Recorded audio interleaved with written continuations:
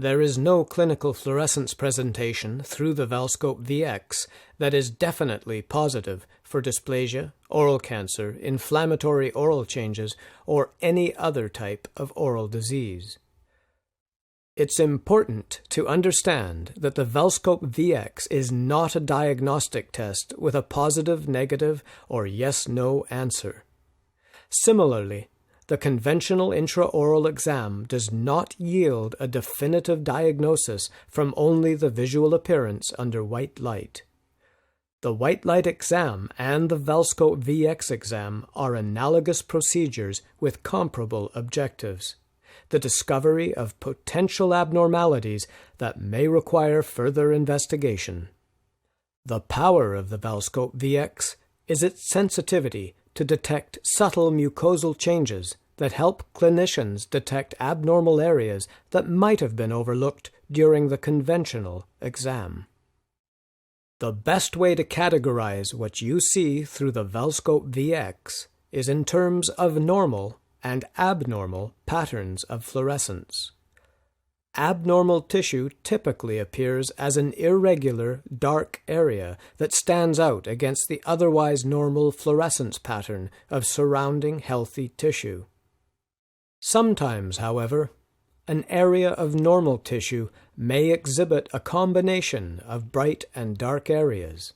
Try to develop an appreciation for normal patterns of fluorescence by using the educational material provided with your system, combined with your own clinical experience and common sense. The contrast between normal and abnormal patterns of fluorescence, as well as an appreciation of the underlying physiological structures, will assist you in differentiating between healthy mucosa and areas of concern that may require further action.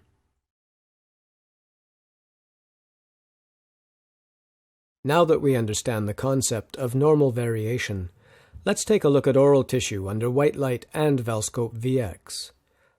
This is a normal floor of mouth. Sometimes the area around the sublingual gland can be well vascularized and can lead to a loss of fluorescence that represents vascular variation and not pathological change. On the other hand, the floor of the mouth is a common site for development of oral dysplasia and oral cancer in patients with a history of excessive use of tobacco and alcohol. That area deserves careful visual and VELscope VX observation. Sometimes a normal oropharynx can host varying numbers of lymphoid aggregates, which, due to tissue structure, display a pronounced loss of fluorescence that does not signal serious pathology. On the other hand, a patient with a history of risk factors such as tobacco, alcohol, STDs, or immune system suppression is at higher risk of malignant disease of the aerodigestive tract, including the oropharynx. The presence of an irregular zone of loss of fluorescence should never be ignored. Pigmented tissue, such as this example of an amalgam tattoo, appears dark under both white light and VELscope VX. The buccal mucosa is a common site for irritation and consequent inflammation. Inflammation always shows a distinct loss of fluorescence because of increased blood content. The intense inflammation associated with erosive lichen planus results in a pronounced loss of fluorescence. Note the hyperkeratotic area on the ridge. If this lesion showed increased fluorescence, it would most likely be a simple case of uninflamed hyperkeratosis. In this example, however, the area shows a strong loss of fluorescence and is, in fact, dysplasia. If a suspicious area is discovered, re-evaluate under white light and VELscope VX, trying to identify what might have caused the region to appear abnormal.